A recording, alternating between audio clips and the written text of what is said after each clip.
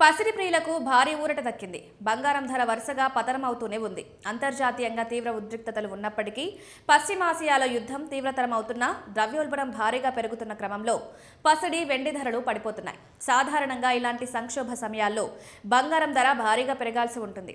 వీటిని సురక్షిత పెట్టుబడి సాధనాలుగా భావించి అటువైపు పెట్టుబడులు పెడుతున్నారు. ఫలితంగా ధర కూడా పెరగాల్సి ఉంటుంది. కానీ ఈసారి అలా జరగట్లేదు. ప్రధానంగా క్రూడ్ ఆయిల్ ధరలు పెరుగుతుండడం వల్ల ద్రవ్యోల్బణం పెరుగుతుంది. ఇది ప్రజల్ని బంగారం కొనుగోలు చేయడం కంటే నిత్యావసరాల కొనుగోళ్లకే మొగ్గు చూపేలా చేస్తోంది.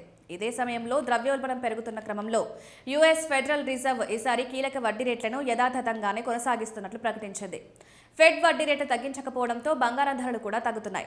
ఫెడ్ వడ్డీ రేట్లు గరిష్ట స్థాయిలో ఉన్నప్పుడు dollar, US treasury bond yields వంటివి అధిక రాబడి అందిస్తుంటే బంగారం, వెండి వంటి లోహాలు ఆకర్షణ కోల్పోతాయి. డాలర్ విలువ భారీగా పెరగడం కూడా బంగారం, వెండి ధరల పతనానికి కారణం.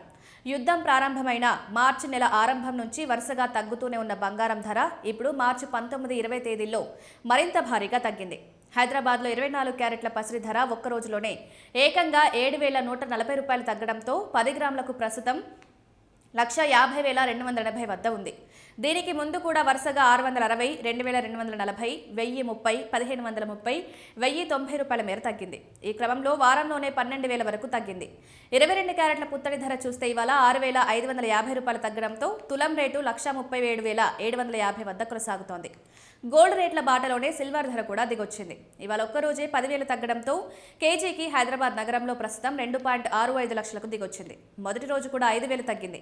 వారంలోనే 30,000కు పైగా పడిపోయింది. అంతర్జాతీయ మార్కెట్లో కూడా బంగారం, వెండి ధరలు భారీ స్థాయిలో దిగొచ్చాయి. కిందటి రోజు స్పాట్ గోల్డ్ రేటు ఔన్సుకు 4,850 రూపాయల డాలర్లకు పైగా ఉండగా మార్చి 19న ఒక దశలో $4,500 స్థాయికి దిగొచ్చింది. ఇప్పుడు $4,700 దిగువన ఉంది. సిల్వర్ రేటు ఒక దశలో $70 మార్కు దిగువకు చేరింది. ప్రస్తుతం $74 వద్ద ఉంది.